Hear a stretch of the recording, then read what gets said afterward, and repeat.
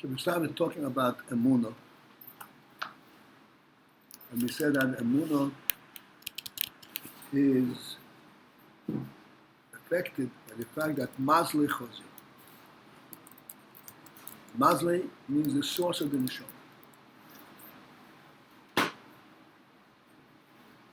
This source of the neshama, even though it is in a different madrega, it's a source, nonetheless, it is reflected in the neshama itself.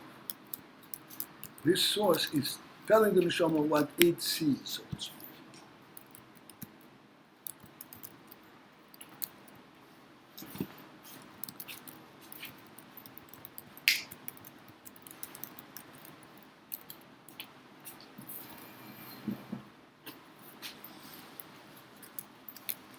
It is, in fact, informing the neshama that which the neshama itself does not, in its level, recognize.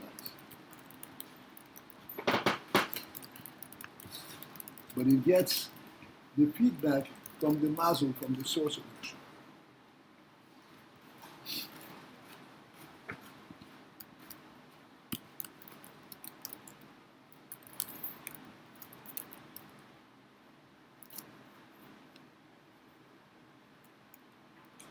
And now we come to a parenthesis, which we skipped initially because of the difficulty of pinning it down. But now that we went through this, we'll try our best.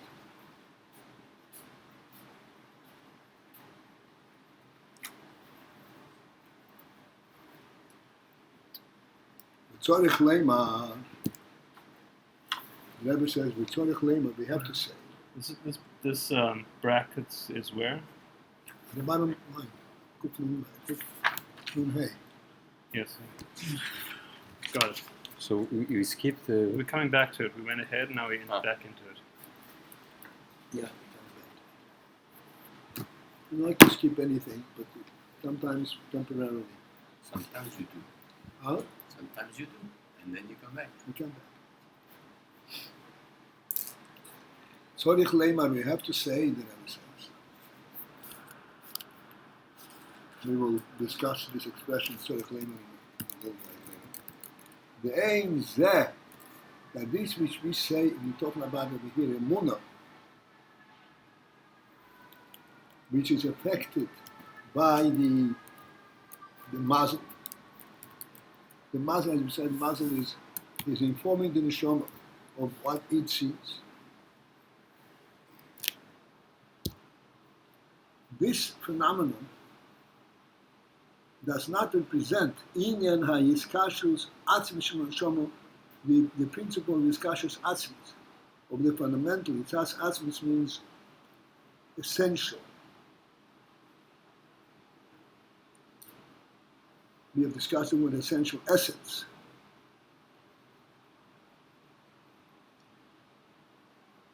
And for the moment, it was just the essential essence in discussions of the neshama, the atzmus himself. The neshama is, in essence, connected, bound with atzmus himself.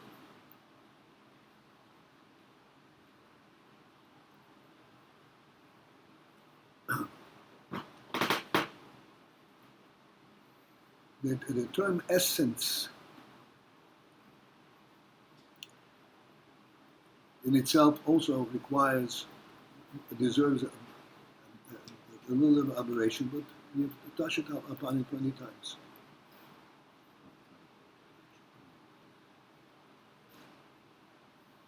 Let's understand. I'm going to talk about it for a moment. There are many things that occur in our life due to various circumstances and various experiences.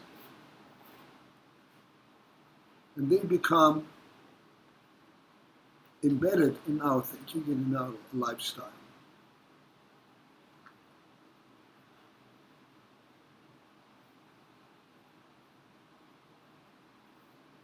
As I'm speaking, I'm thinking of a way to identify this essence.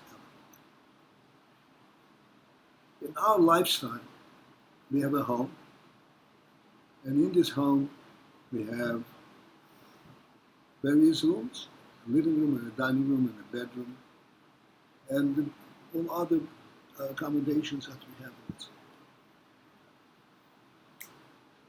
We cannot conceive of a house without a living room, a dining room, and a bedroom. For example, we have a house that has one large room, and everything is done in this room. By the way, this is, as I recall it, in Tashkent. We lived in this, by the way, my grandparents had this, I call it a house. There was one room. This room was the bedroom for the family bedroom, not the pair, the family bedroom. And in that same bedroom was a big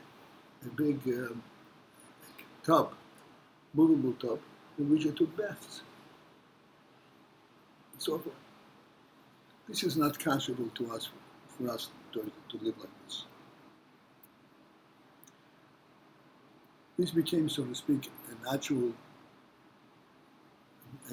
identity of what a house looks like. Compare that principle, which is clearly a principle with us, compare that with the fact that we have our own home.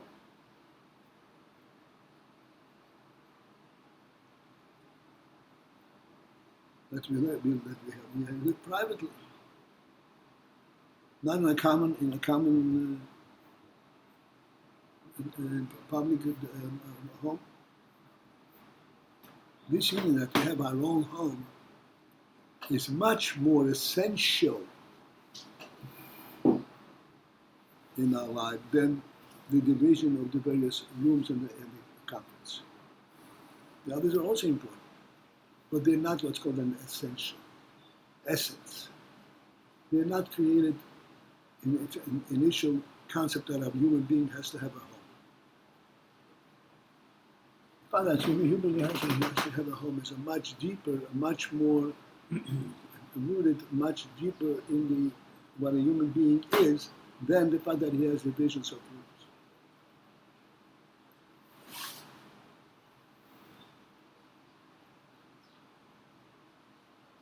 Reflecting on this, on this division, this approach, we can begin to identify the meaning of the word essence. A home is created by the human essence. The definition of a human being is that he has a home. As we always quote, Odom shein lebayis ein Odom. If he doesn't have a home, he's not an Odom. We're not talking about not having division of room, not even a living room. It is having an abode, a place in the world that he can call his.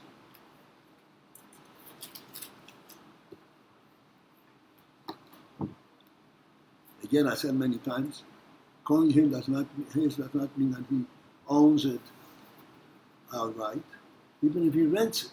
The point is that he has his own place that nobody can intrude without his permission. If he does not have that kind of abode, anyone is lacking the human stance presence in the world.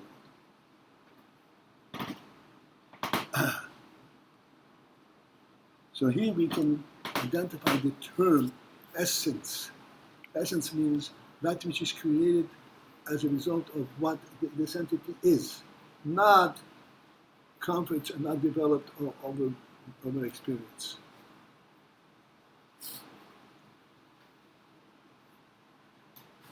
Having said that,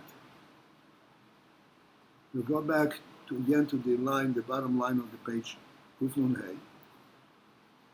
The Rebbe says, till now we spoke about the even from mazlei chazei, that emunah is the effect of mazlei chazei, that the source of the neshama sees the truth of the lakus, and it is informing the neshama.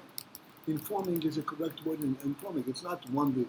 It's informing the neshama of what it sees, that the lakus is the real thing, and the neshama thereby relates and knows what the truth is. This is the source of Emunah. So the Rebbe says, we must say, the Ein Zeh Yin and Yiskashas Atmas Shom B'Atmas. This is not identifying and referring to the principle Yiskashas Atmas, an essential connection, the connection of the essence of the Neshama in other things.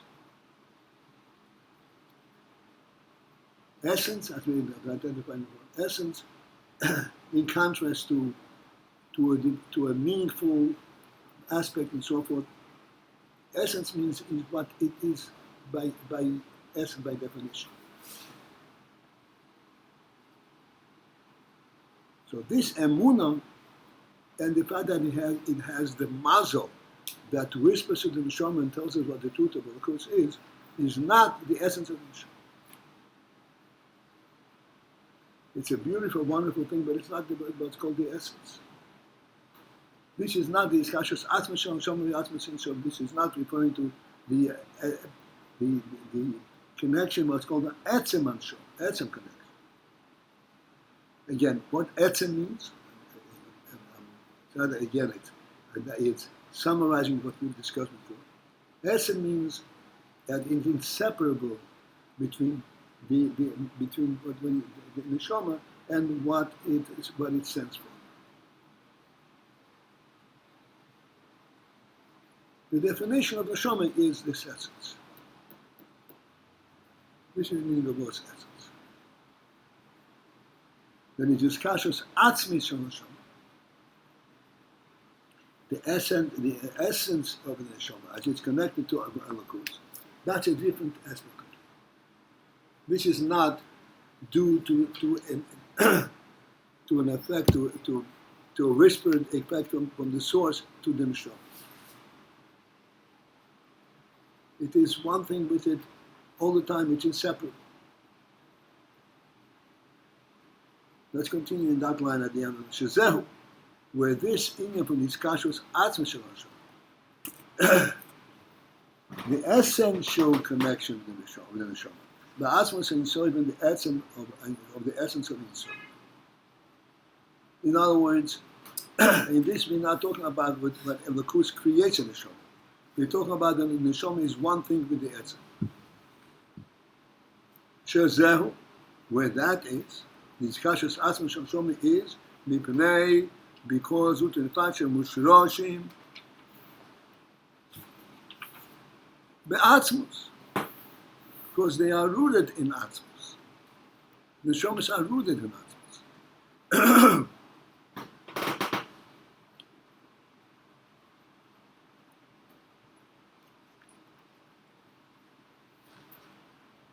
Rooted in atzmus, in contrast to being supported by, fed and illuminated by, and so forth, all kinds of wonderful things. Rooted is a completely different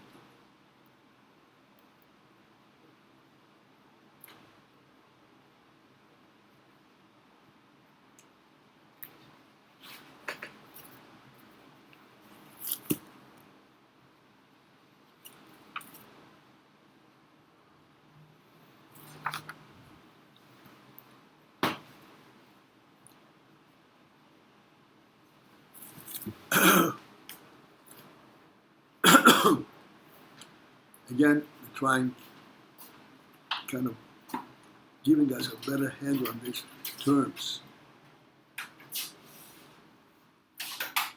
A root commonly is used to denote the tree rooted in the ground. The root of the tree. Now the tree, as it is rooted in the ground, it does not survive exclusively on the ground. It needs water. Not only it needs water, it also needs air. It needs light. As we all know, that plants turn towards the sun. So So it needs various effects in addition to being underground. The difference between these other effects and being underground is that the ground is its root.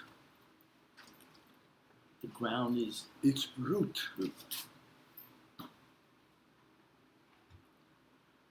This is where it's rooted.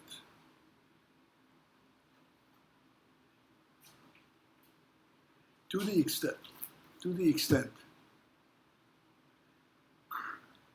that we do not distinguish between the ground and trees. When you see ground, we always expect there to be growths on the ground.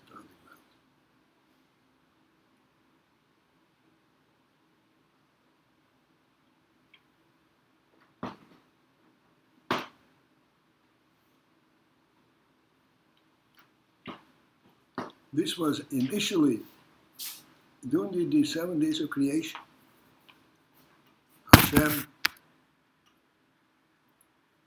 stated, let the earth produce plant, growing things, including all kinds of growing things, trees and grass and so forth. That was a command to the earth. It was not a separate creation. I'm quoting directly from the Pasuk, for those who are not familiar. The Pasuk there says, Tad she'ha'oretz, let the earth produce. Let there be things growing on the ground. That's not the way the verse says. These things growing on the ground are not a separate creation. It was a command to the earth to produce.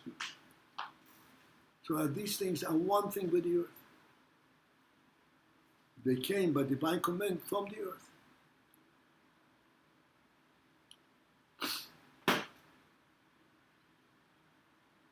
Therefore, these trees and all plant are identified with the earth, and we refer to them as being sourced, rooted in the earth.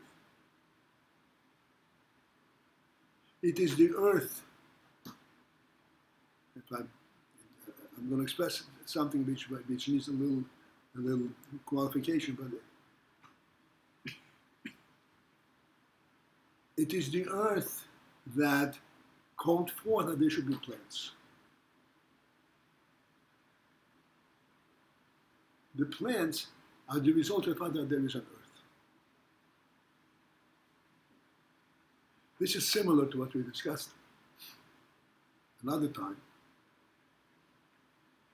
that you have, you said just a moment ago, different rooms in the house, different functions in the house.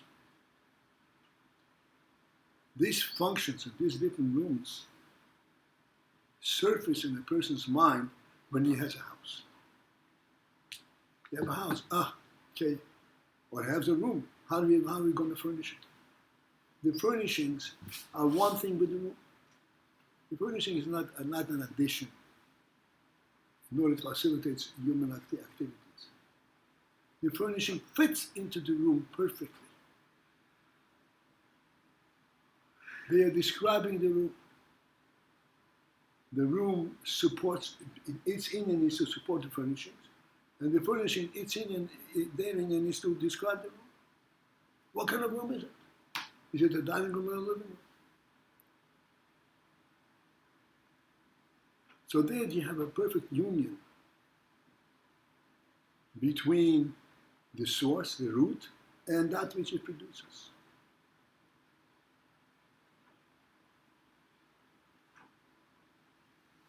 This is a moshel, so to speak, on our level, but in the real creation, there is a different shayrish, a root. The root of a tree is the ground. Not in the ground, it is the ground. The Pasuk says, Tache ha'oretz desh, let the earth produce growth. Because the earth, by definition, has this in that there should be growth on the earth.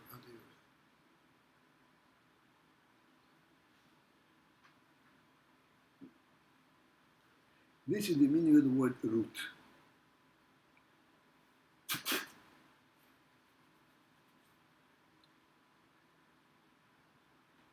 And what do we get from this circular discussion of the meaning of root? That the root, the source itself, the ground, and what it produces is one and the same thing, is one thing.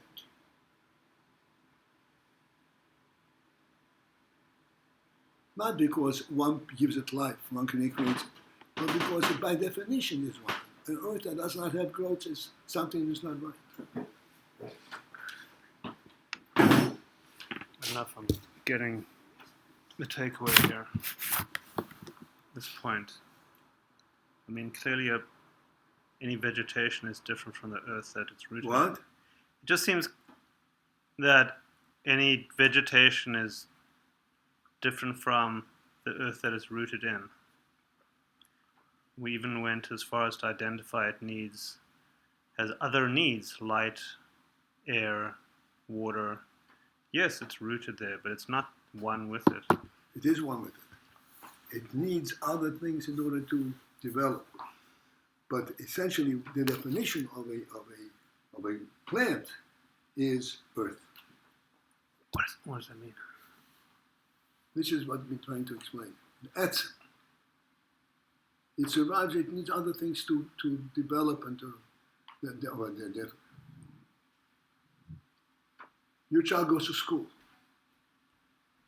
Would you say the school gave birth to your child? Why not? The school developed the child. What's the difference between being the father and being the teacher?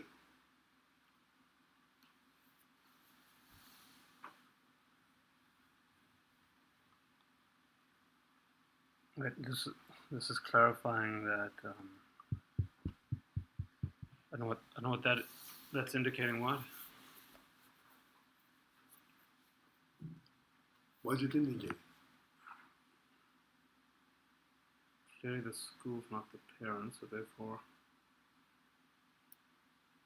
Not what they turned out another parent. What is the parent? But even there, the child is not the parent. We're kind of saying the plant is the earth. What? Even in that case, the child is not the parent. No. But we seem to be saying it is. the child is the parent. Yeah. What's that mean? Yeah. It's who isn't the parent. He's rooted there. We seem to be wanting to say more than that. He's rooted What? there. He originates there. That's all that's That being said. doesn't originate there. The parent is what creates it, conceptualizes it. Before you were a twinkle in your father's eye. Ever hear that? Yes. Okay, let's not confuse. Let's not confuse. Don't broaden the discussion. Don't broaden the discussion. I would like to skip it because we are breaking through crowds, prejudices that come from different sources. So therefore, I don't want to keep it narrow.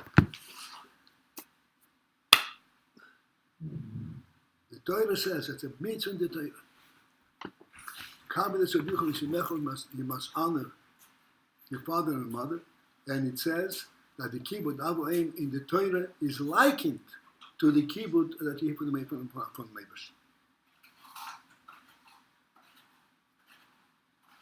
On par.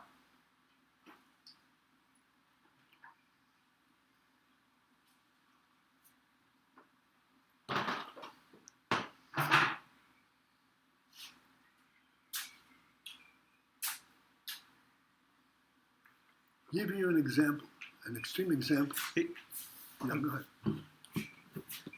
It's fine to say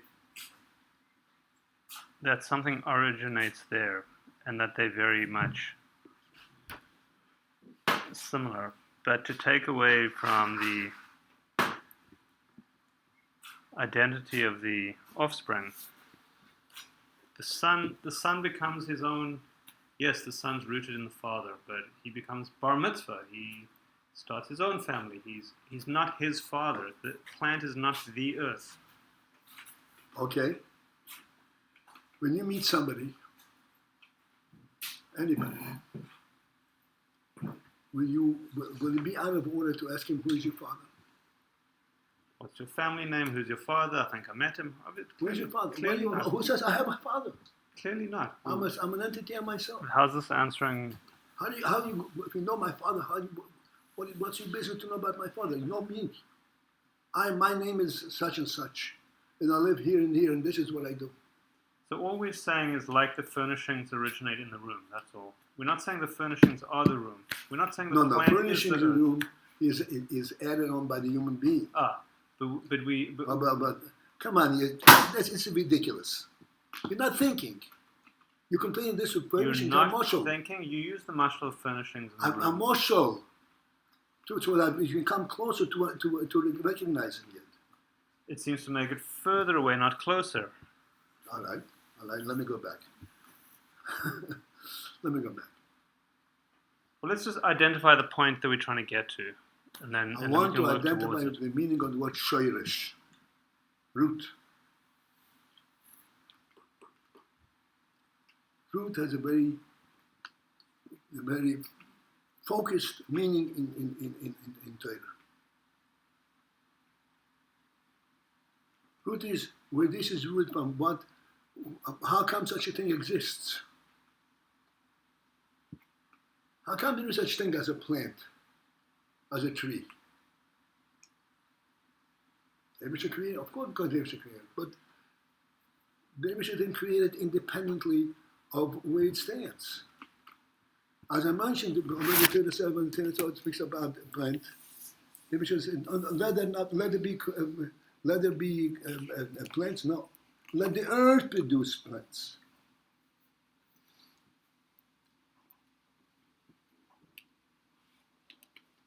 Okay, and we're being very specific with the meaning of shoresh because we're identifying. Because the REBBE is coming over here. The last line on page Nun Hey, and he says that this which we're talking about over here, the effect of the mazlei and so forth, is not referring to the principle is kashas atmas shalom be'atmas ein sof. The essence, the essential connection bond between the Neshama and the Ella. Chazei, because this is that the essence is mushroshim be'atzmos. They're rooted in atzmos. They're representing atzmos.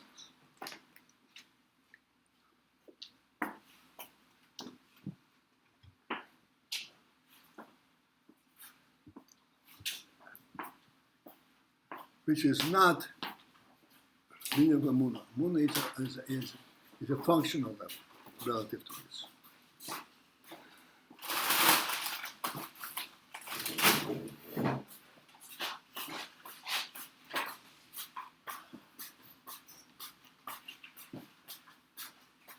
But mushrash, shoirish, is a different Indian.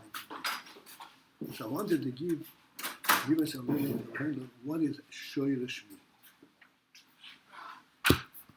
So I think of it very clearly.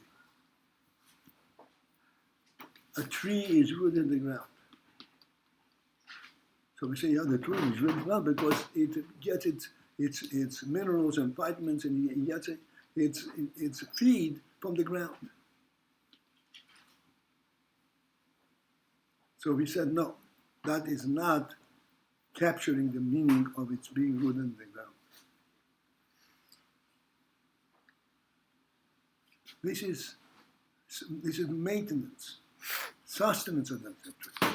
This is not the creation of the tree, the definition of the tree.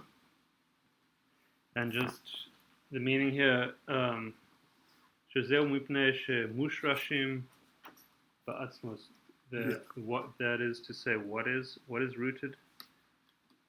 What's the the essential, the kashus atzmos haneshama. Is kashus atzmut of haneshama to its source? Atzmos to atmos ein sof is meaning from mushroshim be'atzmos.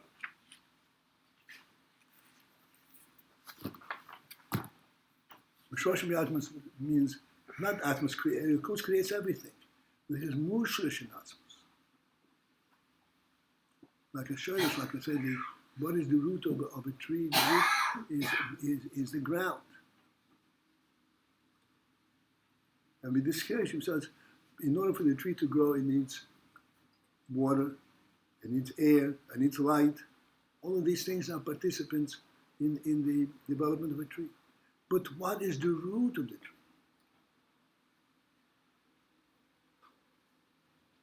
What creates a tree?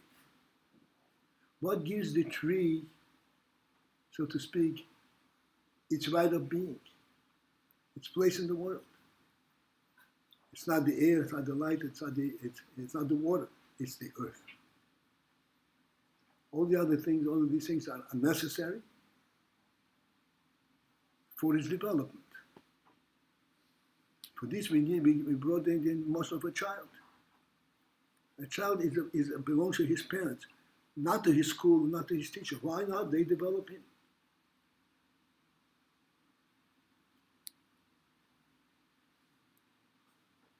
They develop him utilizing, bringing out his qualities, not making him as an entity, as a presence.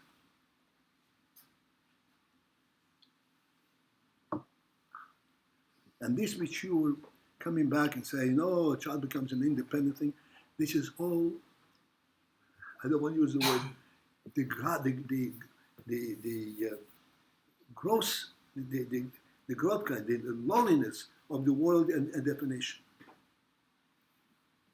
It was just in response to the statement that the plant is the earth, where That's clearly, right, that the child is clearly a they're not. The child is a parent. Oh, jeez. Okay, forget it. What? Okay, on some, doesn't matter. The child is a parent. Child is not. Okay, you want to indicate a great degree of union. We don't get there by making a statement that doesn't seem accurate. A plant is. What's not accurate? Okay, fine. A What's plant not is the earth. A barren plant. Okay, that's okay. Doesn't seem accurate. What's the difference between the relationship with the child and the parent and the child and his teacher? You can't get to that. I don't believe that I can get to the accuracy of what's being said by overstating it. I'm asking you to this approach. I'm not overstating. You have such prejudices. I don't. Unbelievable. I really wish you wouldn't. I'm asking you. I really wish you wouldn't go outside what I said. Okay, I I'm asking never you brought very in anything simple. that's a prejudice. Okay. I just pointed out I'm that asking you because Torah. you're repeating the same thing after so many times that you spoke about it. But Lafit Torah, the child becomes his own entity. That's all I'm saying. And when he becomes an own entity, is he still responsible to give honor to his father? Exactly. One That's second. all. One second. Let me give you an example of halacha.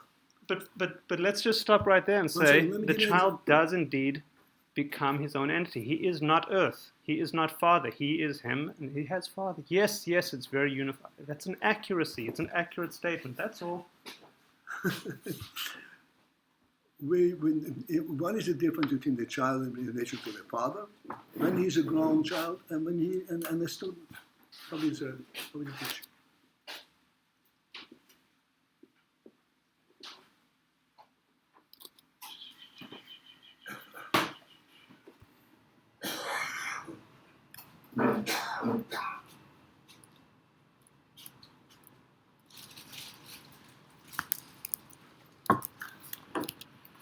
Well, What is the difference between a child and the adult son? child and a son and a father and a student and his teacher. Say a teacher, a real teacher who will develop the child, develop all his qualities, all his abilities.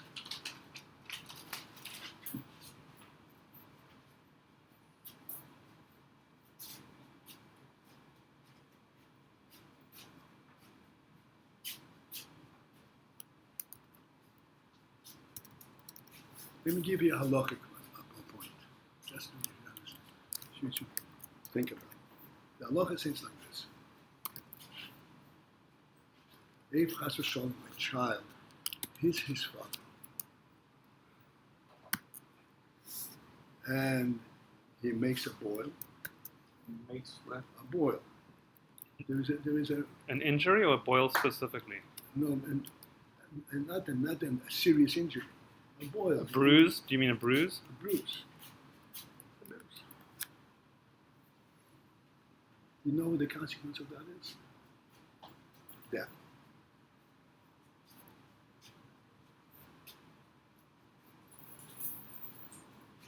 Baki over v'yimei meshumus.